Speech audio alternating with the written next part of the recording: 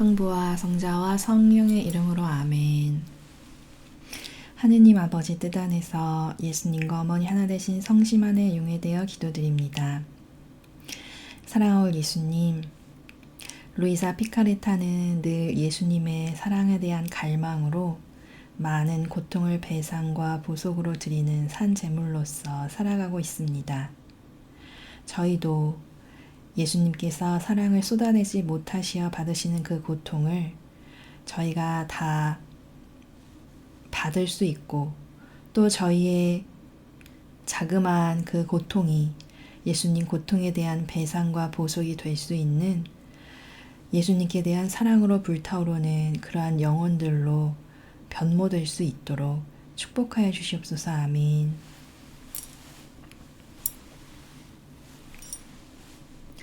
안녕하십니까. 하느님의 뜻 선교회 크룩스 수녀입니다. 천상의 책 제1권 22장입니다.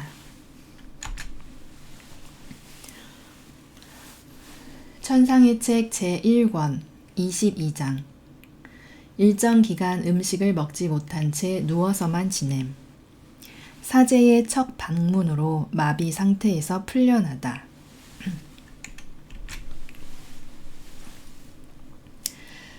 루이사가 이제 산 제물로서의 그 역할을 시작하고 있는데요. 앞의 내용에서 우리가 배웠듯이 루이사는 지금 예수님의 그 가시관 고통을 받고 있는 중입니다. 그래서 그 머리에 쓴 가시관이 루이사의 눈과 입과 또 귀를 막 찌르고 또 목덜미까지 그 가시가 찌르면서 얼굴을 돌리기만 해도 그 근육의 경직됨과 또 입을 벌릴 수조차 없는 그러한 극심한 고통 가운데 이 산제물로서의 배상과 보속을 하고 있는데요. 그러한 역할을 하고 있을 때 루이사의 그 1차원적인 신체는 돌처럼 딱딱하게 굳어서 누구도 들어 옮길 수도 없고 움직일 수도 없는 그러한 어떤 신비 상태에 있는 그러한 처지입니다.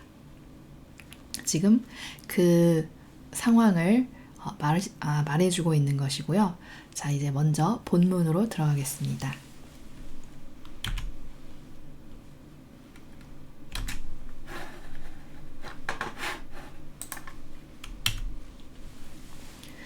이렇게 괴로운 상태로 17달을 지낸 후에 고통이 한층 더 심해진 나는 자리에 누운 채 일어나지를 못했다.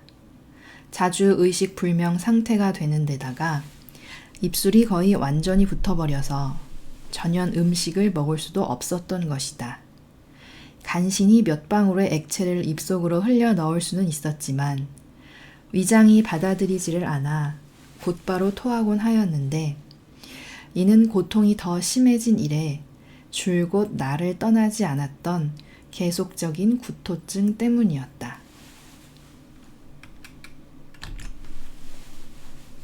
자, 루이사가 계속적으로 이렇게 극심한 고통에 시달리고 있는데 이 고통은 산제물로서의 신분에 따른 고통이죠. 그래서 예수님의 고통에 대한 배상과 보속을 드리기 위해서 필요한 고통입니다. 지난 시간에 우리가 고통에 대해서 배웠었는데요. 고통은 먼저 육적인 고통, 또 모욕과 치욕에서 오는 그러한 정신적인 고통이 있고요. 바로 이 두 개의 고통을 모범으로 사셨던 분이 바로 예수님이십니다. 그런데 예수님에게는 또 다른 하나의 고통이 있는데요. 그것은 바로 사랑을 쏟아내지 못하시는 고통입니다. 이 천상의 책 전반부에 걸쳐서 천상의 책에 거의 모든 전체를 아우르는 예수님의 가장 크고 극심한 고통은 바로 그 타오르는 태양과도 같은 예수님의 그 사랑을 쏟아낼 데가 없다는 그러한 영혼이 없다는 데서 오시는 고통입니다.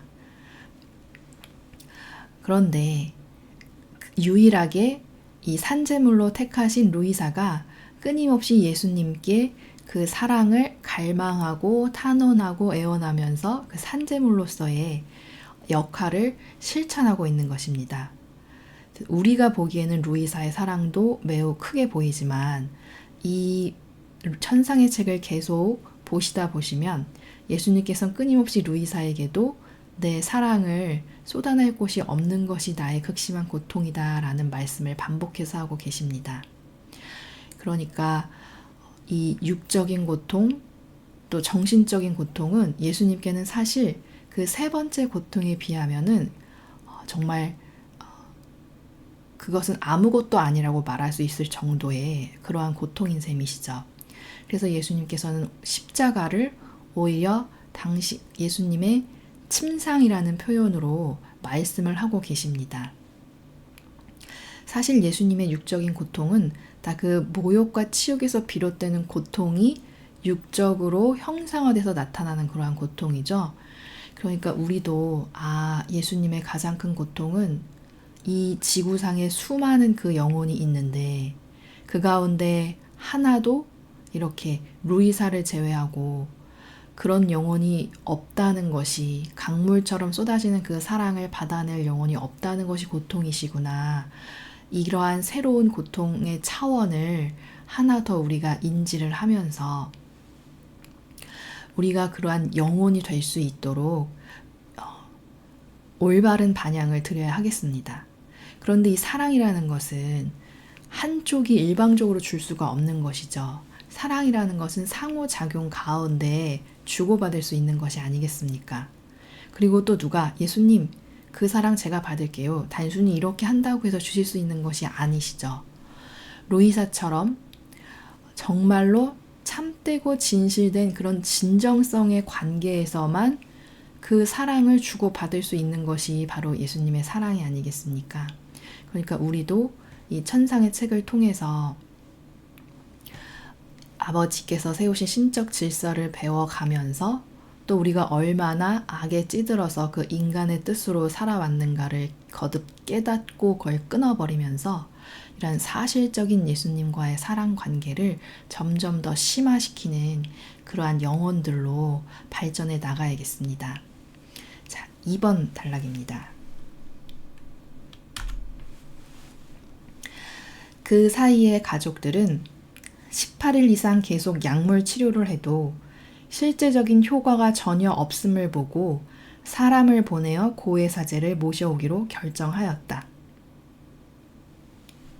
자, 이것이 아버지께서 하시는 일이기 때문에 당연히 인간적인 어떤 수단이나 방법, 약 같은 걸로 해결될 수 있는 문제가 아니죠. 이것은 영적인 차원의 문제이니까요.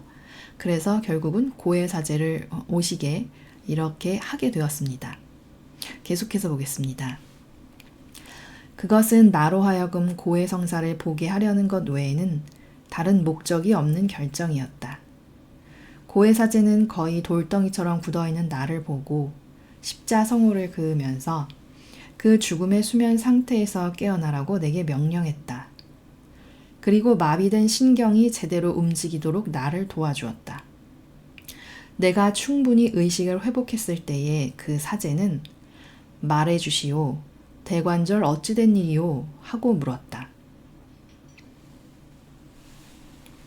자, 루이사가 이 돌덩이처럼 굳은 상태에서 이 고통의 상태에서 루이사를 회복시켜 준 것은 이 사제일까요? 예수님이실까요? 네, 맞습니다. 예수님이십니다. 그러나 1차원적인 사람의 눈으로는 이 사제가 한 것처럼 보이죠. 그러나 이 사제가 이 루이사가 이렇게 산재물의 희생을 겪고 있고 예수님과 이런 관계 가운데 있고 이러한 여러 가지 상황들을 알고 있었을까요? 아니죠. 전혀 모르고 있습니다. 그리고 본인이 자신 안에서 예수님께서 하신 일이라는 것도 이 사제는 전혀 모르고 있습니다. 그렇지만 이것은 예수님께서 이 사제라는 직분을 통해서 하신 일이라는 것입니다. 자, 그럼 여기서 우리가 알 수 있는 게, 이 사제라는 이 한 사람의 어떤 능력이나 기타 다른 것과는 전혀 상관이 없이 그의 직분이라는 예수님께서 세우신 직분을 통해서 일을 하시는 것이구나. 그게 아버지께서 마련하신 신적 질서구나 라는 것을 알 수 있습니다. 자, 왜 굳이 사제가 아니라 다른 사람 안에서도 예수님께서 하실 수도 있으셨을 텐데 왜 이 사제라는 직분을 통해서 이렇게 하셨을까요? 네, 그것이 바로 아버지의 영광이 드러나게 하시기 위해서입니다. 자, 아버지는 질서 자체이시죠. 그러니까 아무나 그 일을 한다면 그것은 그 질서에 적합하지가 않고 맞지가 않는 일인 것이고, 또 아무나 그 일을 한다면 그게 아버지께서 하시는 일이라는 것도 알 수가 없죠. 그러니까 아버지의 일꾼인 사제라는 그 직분을 통해서 아버지께서 그 일을 하시는 것입니다. 그리고 그런 경우에만 아버지의 영광이 드러난다고 할 수가 있는 것이죠. 그래서 우리가 여기서 주지해야 할 것은 사제는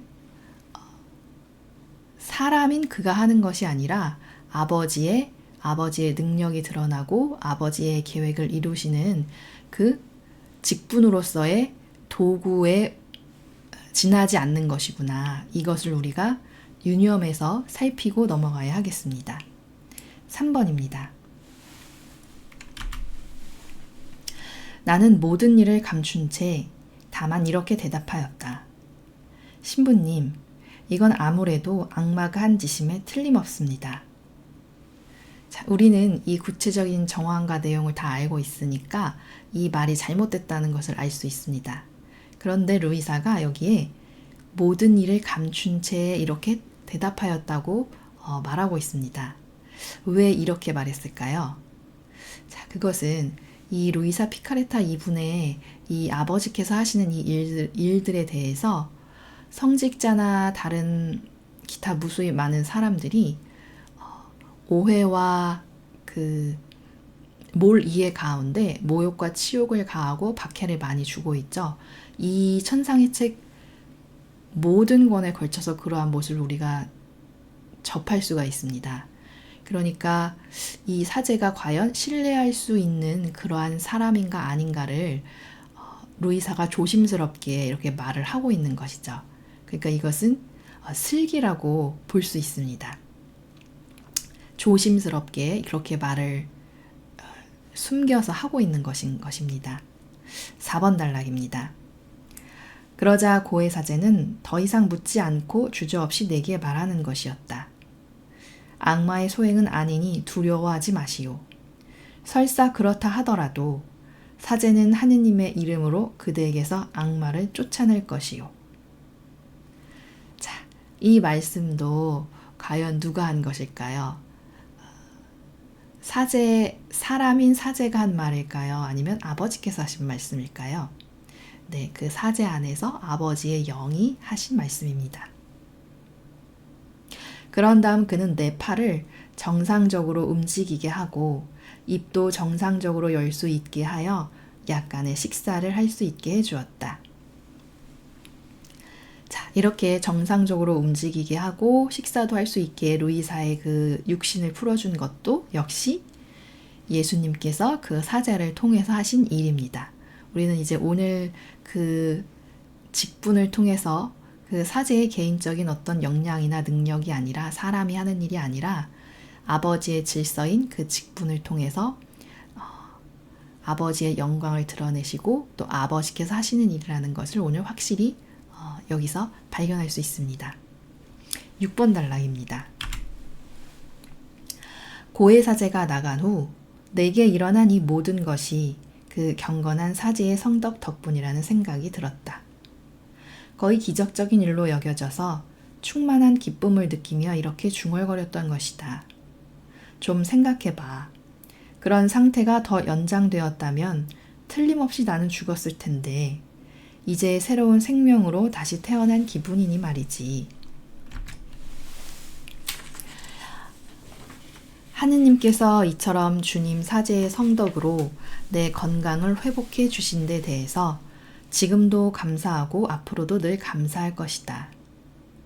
그럼에도 숨길 수 없는 사실이 있었으니 그것은 내가 그 죽음의 상태에 완전히 자신을 내맡기고 있었기에 이미 거기에서 풀려난 뒤에도 마음 한편으로는 아직 죽지 않았다는 것이 못내 아쉽더라는 점이었다. 우리가 이 루이사 이분을 통해서 알 수 있는 것 중에 하나는 이분이 아주 큰 은총으로 항상 죽기를 갈망한다는 것입니다. 이 지상적이고 인간적인 것에 미련이나 집착과 애착을 두지 않고 늘 죽기를 갈망하는 그런 큰 은총 가운데 이분이 계시는데, 그런데 우리가 또 계속적으로 천상책을 보면 또 발견할 수 있는 것이 늘 항상 기본 베이스로 죽음을 갈망하시면서도 이분이 늘 예수님께 그 고통에 대해서 호소를 하신다는 것입니다. 그러니까 예수님이 오시지 않는 또 그런 인류가 그런 징벌을 내실 때 받게 되는 그 고통에 대해서 괴로움과 그 고통을 호소하면서 또 예수님께 자신의 어떤 불만이나 그러한 것들을 얘기하는 장면을 볼 수가 있는데요. 자, 그럼 이 두 가지는 죽기를 갈망하면서 또 고통을 토로하는 이것은 모순된 모습이죠. 그러니까 이것을 통해서 우리가 무엇을 깨달을 수 있냐면, 이 인간이라는 존재는 참으로 모순적인 존재구나. 인간의 한계성이라는 것을 우리가 발견할 수가 있습니다. 그래서 나라는 이 사람이라는 존재는 이렇게 이중적인 모습을 갖고 있는 참 한계적인 존재로구나 라는 그 추악함이라고 할까요? 그러한 모습을 깨닫고 이러한 모습을 버려야 되겠다. 이러한 다짐과 함께 그것을 끊어버리는 노력을 해야 하겠습니다.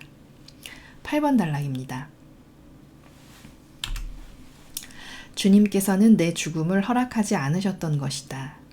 그것은 내게 대해 이루고자 하신 주님의 계획을 다 이루셔야 하기 때문이었다. 이 말씀은 맞는 말이죠.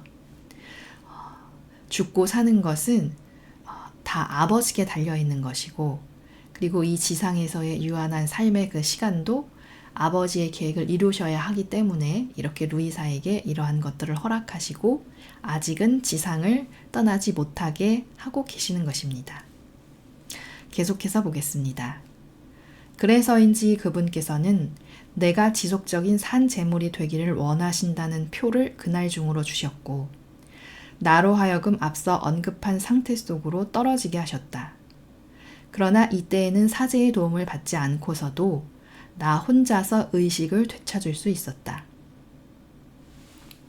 자, 예수님께서 루이사에게 지속적인 산제물이 되기를 원하신다는 표를 이날 주셨다고 말씀하고 계십니다.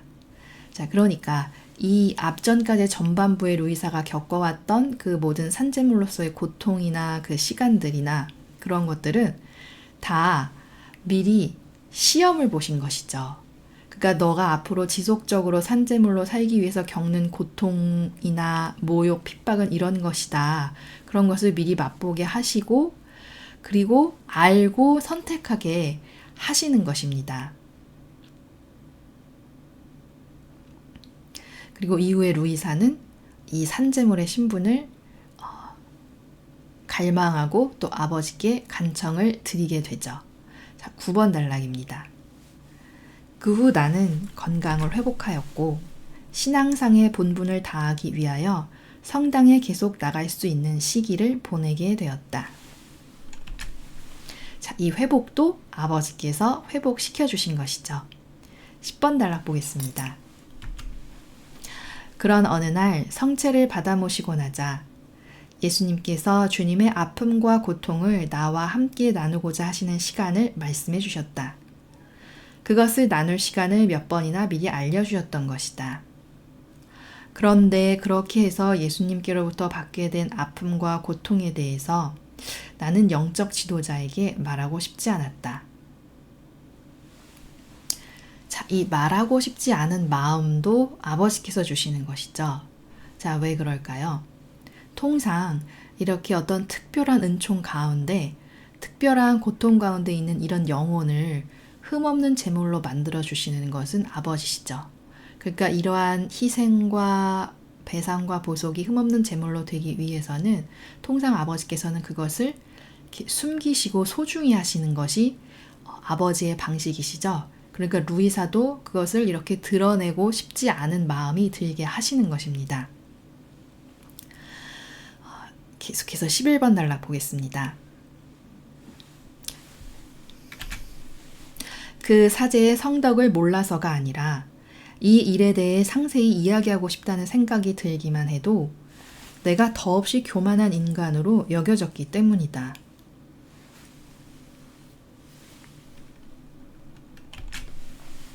바로 앞장에서 우리가 배웠죠.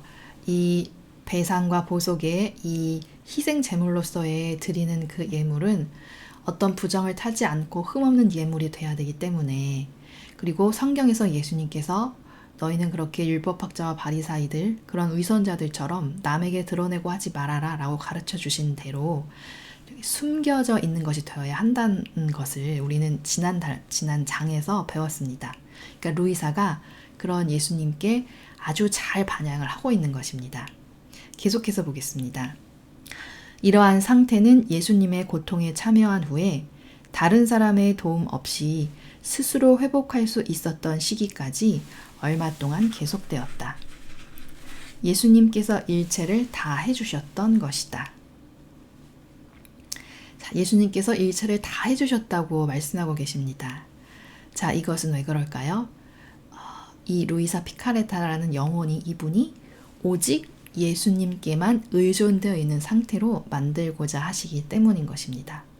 그러니까 어느 것에도, 사람이나 기타 부잡다한 인간적이고 세상적인 어떠한 것에도 얽매이지 않고 오직 예수님께만 매여 있고 의존되고 이탁되어 있는 영혼, 그러한 순결한 영혼, 인간의 뜻 의지가 아닌 오직 아버지 뜻에만 매여 있는 그러한 영혼으로 거듭나게 하시기 위해서 예수님께서 이렇게 하시는 것입니다. 12번 단락입니다. 그러나 그 기간이 지난 다음에는 종전처럼 혼자서 깨어날 수 없는 때가 왔다. 따라서 어느 날 가족들이 다시 고해 신부를 모셔오지 않을 수 없게 되었다. 그는 내 정신이 깨어나게 한 후 이렇게 말하였다.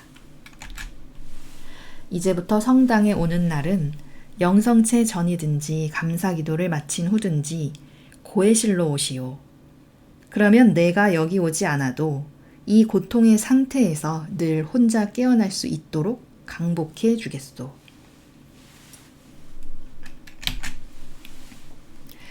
자, 여기 이 사제의 말을 읽어보면 이 말의 뉘앙스가 과연 이 사제가 어떻게 생각하고 있는 것 같으십니까?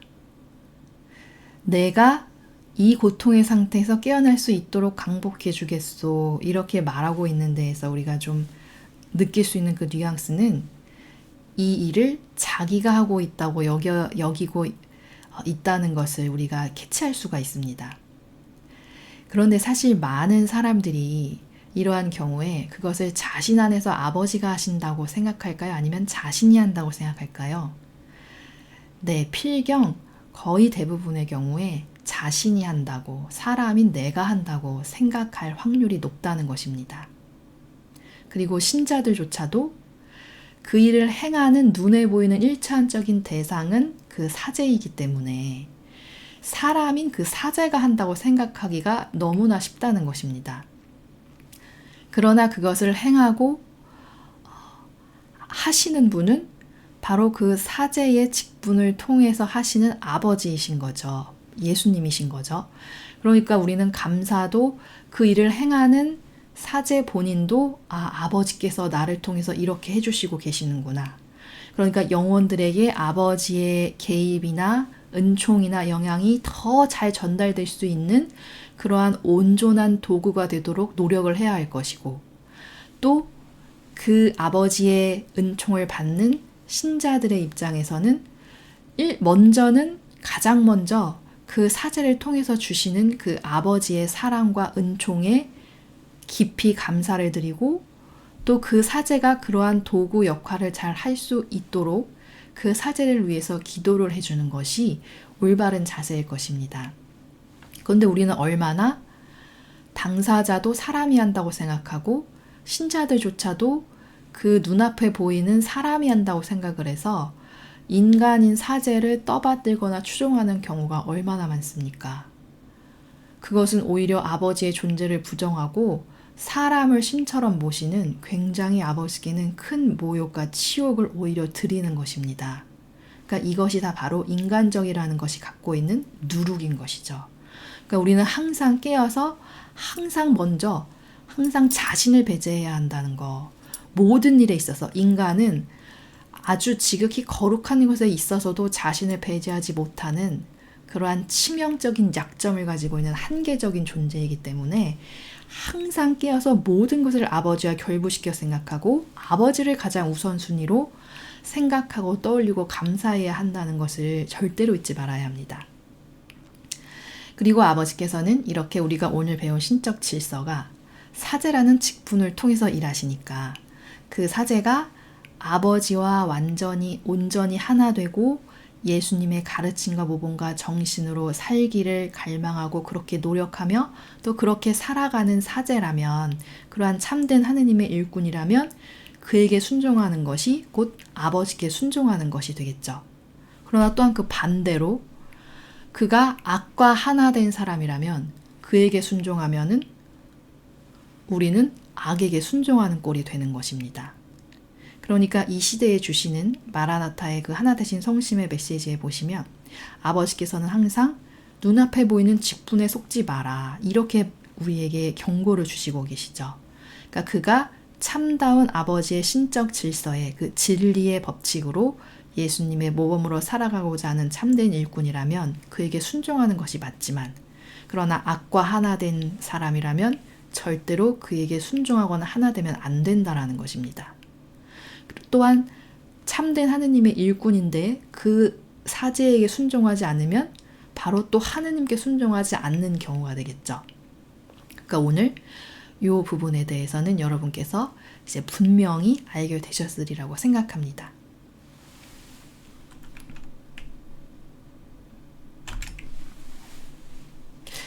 우리는 이 천상의 책을 통해서, 이 루이사 피카레타를 통해서 이 시대에 그리스도인이 영적으로 살아가기 위해서 배워야 할 것들을 많이 배울 수가 있는데요. 그것을 우리는 또 영성이라고도 표현합니다. 자, 그런데 이 영성이란 말은 하느님과의 관계를 말하는 것입니다. 그러면 이 신앙인에게 있어서 가장 핵심적이고 정말 중요한 것은 바로 이 영성이 되겠죠. 아버지와 내가 얼마나 사실적으로 참된 관계를 맺고 살아가는가. 그것이 바로 우리가 신앙생활을 하는 근본적인 목적이 아니겠습니까? 그러니까 그 영성을 가르쳐주고 있는 이 천상의 책이 매우 중요하다고 할 수가 있겠죠. 그리고 또 지금 우리는 마지막 시대를 살아가고 있는데 아버지의 그 성경 전체의 전반에 걸쳐서 말씀해주고 계시는 아버지의 그 다스림의 역사는 이제 그 요한계시록에서 우리가 볼 수 있듯이 모든 아버지의 역사는 다 이루어졌고 이제 그 마지막 부분만을 남겨놓고 있습니다. 그러니까 그 어느 때보다도 이 마지막 시대에 이 천상의 책이 중요한 이유는 이 마지막 시대에 우리가 살아가야 될 영성, 아버지와 맺어야 될 이 관계는 바로 천지 창조 때 아버지께서 이 세상을 창조하신, 인류를 창조하신 그 목적이 무엇이고 신적 질서가 무엇인지를 잘 알고, 그러나 인간이 그 아담과 하와가 아버지의 뜻에 하나 되는 것이 아니라 인간의 그 의지와 뜻을 뜯어갖고 나오면서 아버지와의 그 단절된 관계 가운데, 죄악 가운데 살아갔지만, 그러나 예수님께서 2000년 전에 오셔서 그 관계를 회복시켜 주셨고 이제 우리에게 남은 것은 여태까지 인류가 수천 년 동안 인간의 의지와 뜻으로 살아오면서 저지른 그 무수히 많은 그 죄악에 대한 아버지께서 우리를 사랑으로